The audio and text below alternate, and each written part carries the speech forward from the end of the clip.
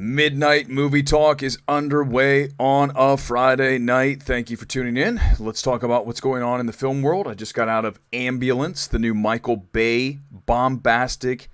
My God, this movie.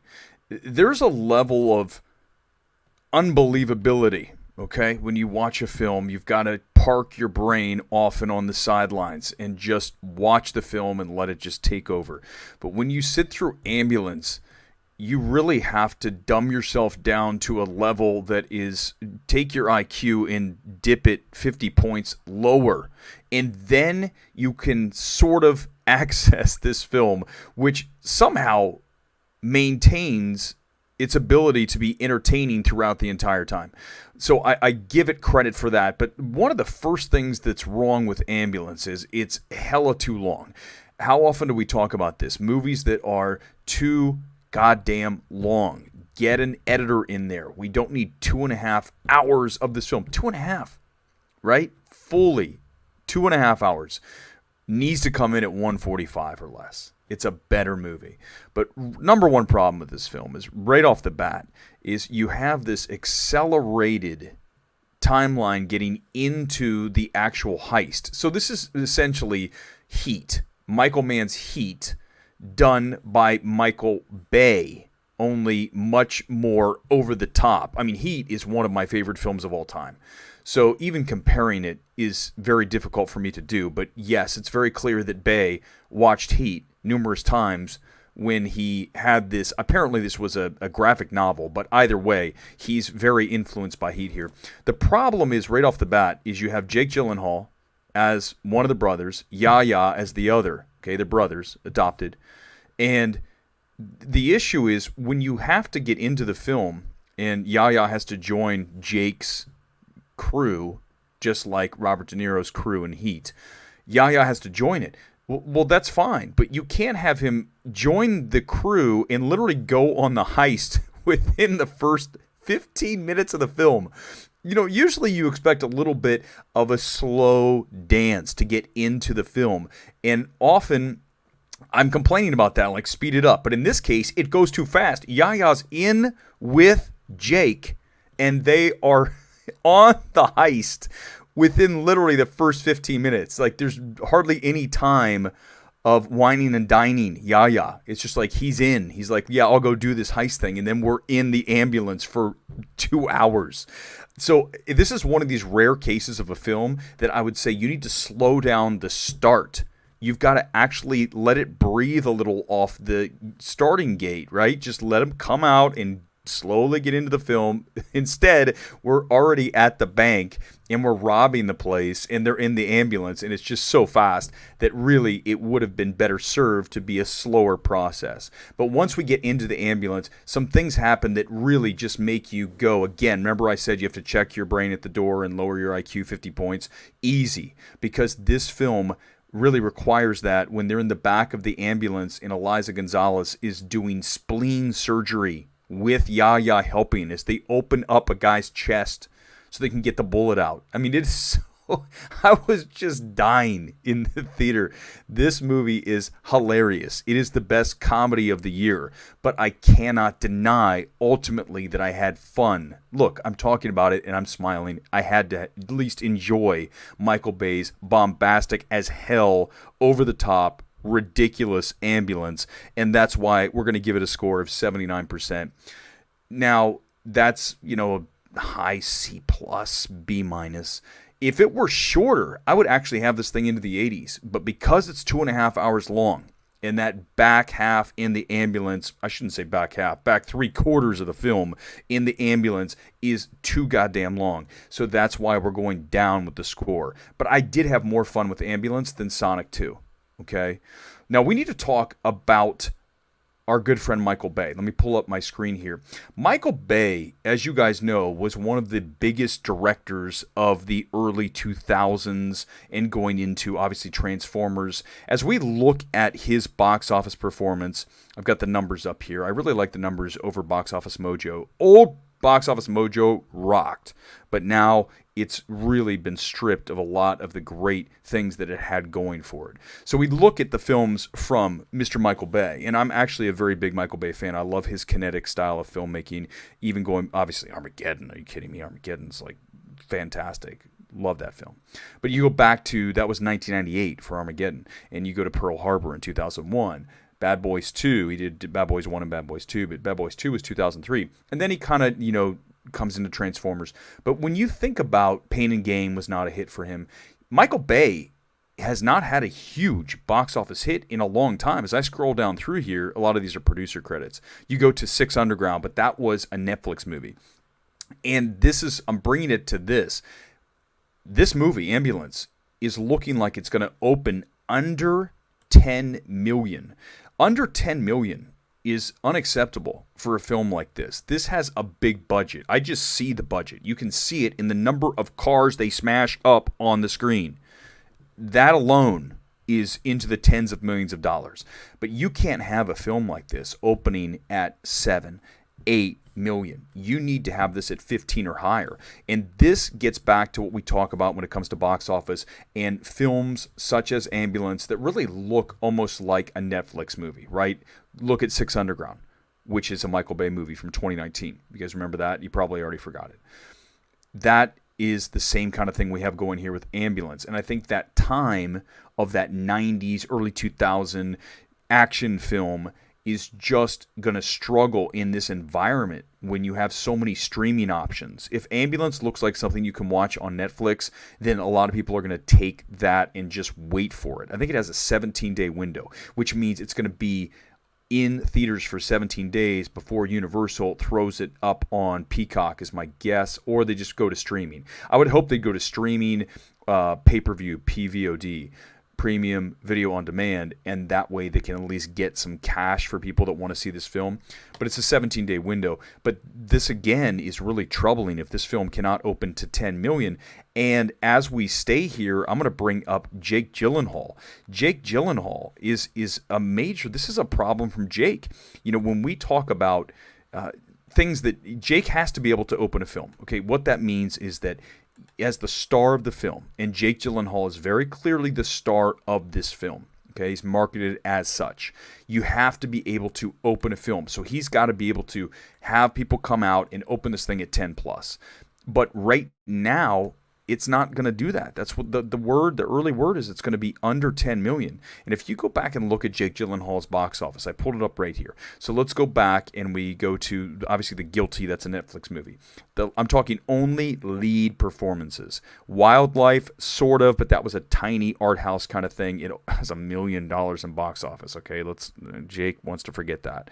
The Sisters Brothers, $3 million. Stronger, that's a $4 million total box office. And then you go to Life, but Life was with Ryan Reynolds, and that was still only 30 million. Okay, really, you have to go back to Southpaw, which had 52 million. That was a lead for him. Remember the boxing movie? Here's the issue. I love Jake Gyllenhaal, but how Hollywood judges its actors, box office. If you cannot open a film, then you're in trouble career-wise. Matt Damon has a famous quote. He said that you have 3 strikes and you're out in Hollywood. If you release 3 films that don't do well at the box office, then you are in trouble getting additional films going forward. And Matt Damon was in that position at one time. If you remember, a number of his films kind of floundered, and then came Bourne. Bourne really saved him, the Bourne series, the Bourne franchise. And that's what Jake Gyllenhaal needs. Gyllenhaal, of course, we know he was in Spider-Man. He was in Far From Home. But that's not a lead performance. That's not on Jake's shoulders. This film, Ambulance, is on Jake's shoulders. So that when you talk about Gyllenhaal opening a film, this is something you point to. You say Ambulance is the one. You have to, because that's exactly what this is. It's him. So not good for Jake. I think he's a great actor. I'm just saying, if you look at the numbers, again, if you look at what I just put in front of you with the box office, he does not have the backing of hit after hit after hit. And this is going to be another hit for him when it comes to opening a film. Let's talk about Sonic 2. Sonic 2 is outperforming. I'll get to your comments in a minute. Let's talk about Sonic 2. It's going to outperform. We called it last night here on the Midnight Movie Talk. Said that it's going to open to over 60. It looks like it's going to be at least 65. I'm thinking maybe 70. This is a family film that is going to pop on Saturday afternoon and Sunday afternoon. Those matinees that we did not get with the Batman, we have not had since Encanto, Sing 2. These families need a movie to see, and they haven't had one in forever. So that's why Sonic 2 is going to do really well this weekend. It's going to do better than the $58 million that the original had back 2 years ago. It's going to get to 65 is my guess, or possibly higher if these Saturday matinees really pop and all the kids come out with mom and dad and they go see Sonic 2, which is getting good reviews. I'm not a huge fan of the film. I told you the back end of that is really just another film that's way too long, and also the CGI blitzkrieg at the end. I'd rather sit through ambulances, insane, over-the-top action than Sonic 2, because one at least is tangible, right? It's cop cars smashing into things and flying over bridges, versus Sonic is two video game characters, boom, ramming into each other and sparks and shit. Okay, that's a really good description of Sonic 2. But I'd rather watch the real thing. Let's also talk about Everything Everywhere going wide. It looks like it's going to be about 5-6 million this weekend, and it's only on 1,000 screens. So actually, it's not a terrible number. That's better to see that film at like 5 million with only 1,000 screens than obviously Ambulance at probably 3,000 screens doing 7 million. Obviously, there's more people going to see Everything Everywhere in each theater. There just aren't as many theaters. So it's a pretty good number for A24 as they bring it semi-wide at about 1,000 plus. Let's check CinemaScore grades because it is Friday night. I like to check that about this time. Let me pull that up and see if we have anything going on CinemaScore. Give me 1 second.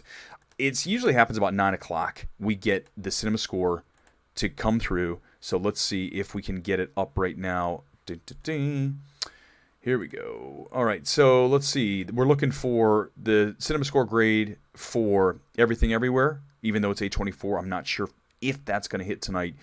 Ambulance and then Sonic 2. No, nothing yet. Morbius, still from last week. C+. I really thought that'd do better than a C+. I'm not saying it's great, but C+ is a terrible CinemaScore. And that movie is falling hard second weekend. They're saying maybe as much as down 80% weekend to weekend. 80%. Comments in a second. Let's get to one more thing. The Night House. I love The Night House. Apparently, I just found out this thing hits HBO Max today. It's one of my favorite films of 2021.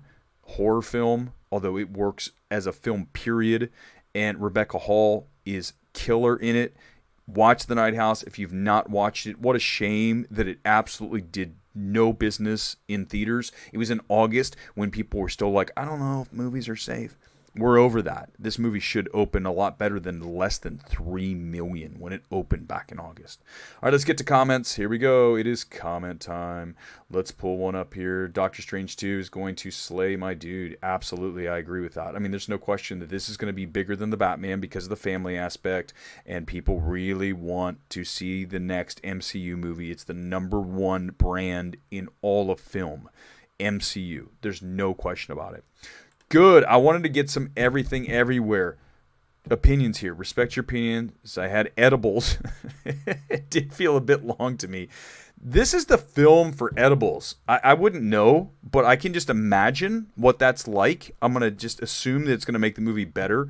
The emotion, the editing, cinematography, concepts, humor, masterpiece. I understand, Vault, what you're saying.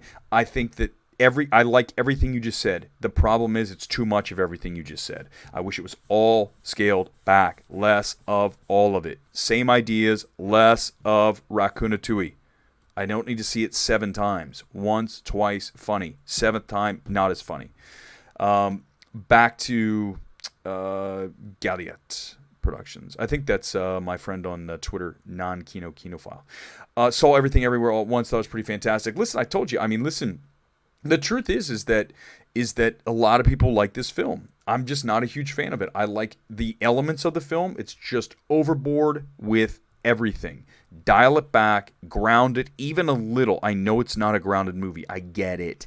But it doesn't need to be as out there, just so over the top and so in your face and long. It just needed to be pulled back just a little. And same with Ambulance. Just pull things back a little, ground it a little more, make it shorter. It's almost the same thing for both films. I had more fun watching Ambulance than I did Everything Everywhere All at Once. I mean, that's just the truth of it. Let's go to Vault again. Ambulance looks like fun. Not going to expect the script. Yeah, I mean, it's Michael Bay. You're not having high expectations on this film. But that's the way to go in. And if you do, I promise you, you'll have fun. This might be another edible movie for you, Vault, by the way. I would recommend that. I think it would be really awesome. Hey, Aaliyah. How you doing? Saw the forecast. Doctor Strange 2.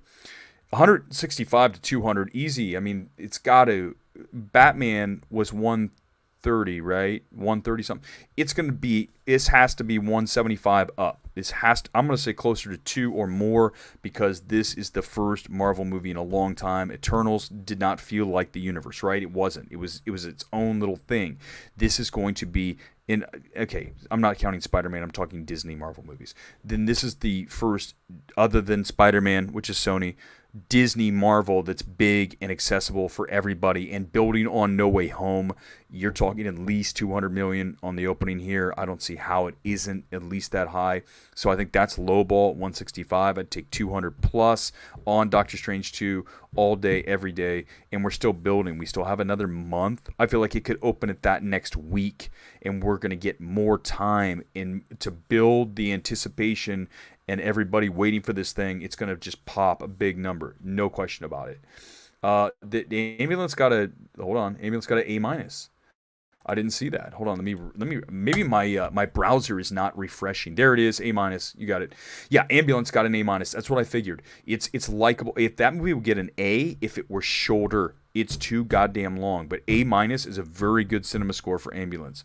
Congrats. That'll help that film. Although I told you, if it opens under 10, that is not acceptable. Universal's not going to be happy with that at all. They're going to have meetings on Monday saying what the hell went wrong. We marketed the hell out of this. And guess what's going to come up in that conversation? I know it is. Let's talk about Jake. Fair or unfair, he's the lead here. If you can't draw eyes into your project as the lead, Jake has to take some of the credit for this thing not working as far as financially. He's got to. That's just the reality of it. Even though I love the guy, I think he's great. I think he's a fantastic actor. But I really think almost at this point, he's going to have to go the ensemble route, because studios aren't going to do this again. Because after you have, again, when you don't open film after film, it gets harder. He's always going to have the art house stuff. You can always go to that. Raccoon Tui. Yeah. Learn the art of brevity. Absolutely. Learn the art of brevity. I mean, that's what we need more filmmakers to get. I think we have a major systemic problem with directors, and it's very simple. Many of them don't know how to get out of their own way. They don't know how to let someone else evaluate their film and say, you need to cut, you need to do this. Not necessarily test screenings, because I've been to test screenings. We've talked about those. Test screenings can be a total shit show, because you've got all kinds of people in there with different opinions, and people that, frankly, sometimes if you've sat in some of those, you're like, you don't even know what you're talking about. Like, let's not listen to that opinion, because honestly, that's terrible advice. You need to get someone in there. And listen, I would have sat through Ambulance and held Michael Bay's hand and said, listen, Michael, here's what we have to do. We've got to extend the front end of this just a little bit. Extend it so it's not like Yaya meets Jakey and they jump in the car and they go rob the place. It's so fast. I'm like, slow that down a little bit. Wine and dine him just a little bit, and then crush the middle and back end. Compact it, bring it in 145, 150. I promise you, it's a better movie. I'm telling you, listen, man, I'm available for your test screenings. I'll come in and I'll be as real as I can. That's just the reality of it. I'm just pay me money and I will watch your film and literally be right.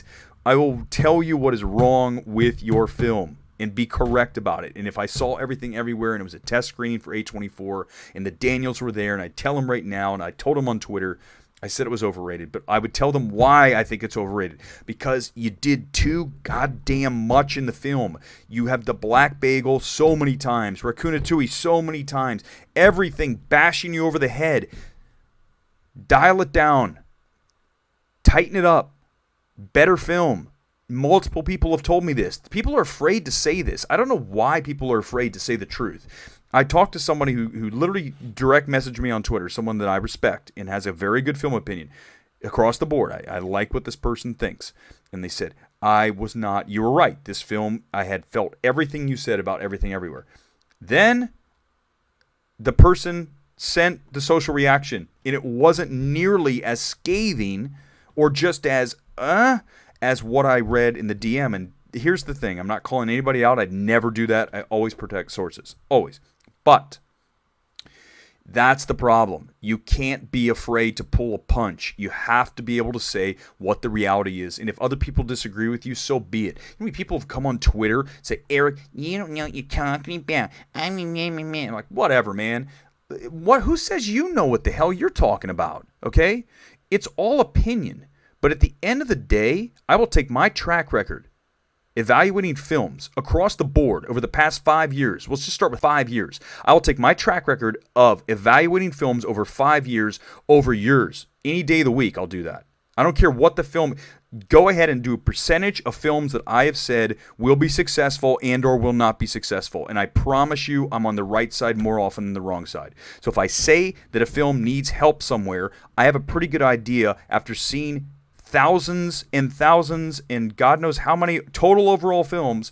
You eventually become very good at identifying what works and what doesn't, what needs to be fixed and what needs to be left alone. Not hard, especially if you're a straight shooter.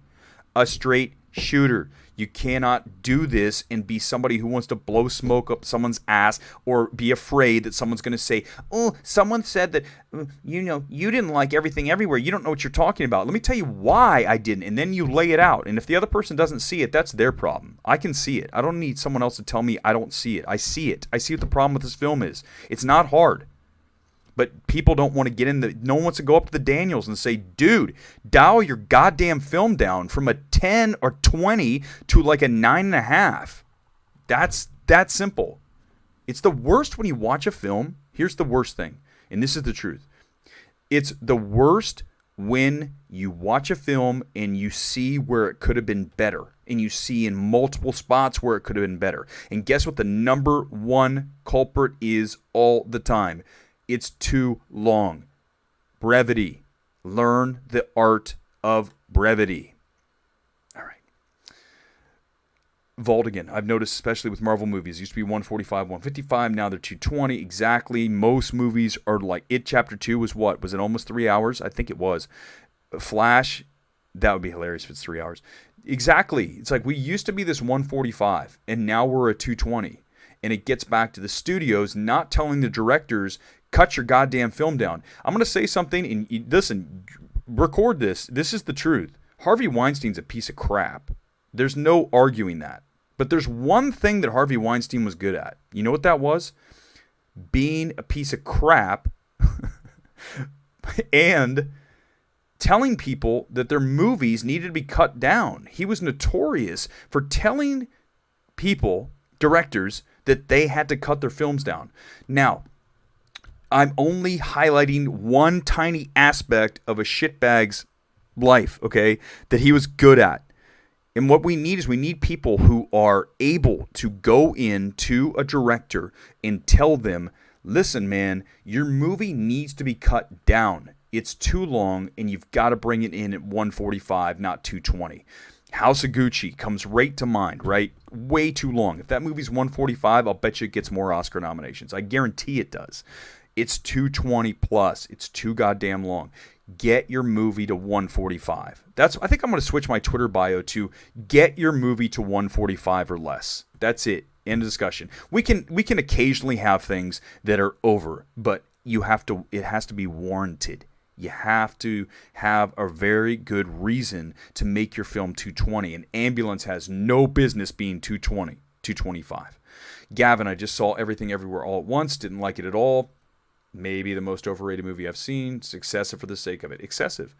And I appreciate the candor, Gavin. That's what I'm saying. I mean, listen, I understand people like the movie, but this is where I'm saying it's excessive. It is excessive.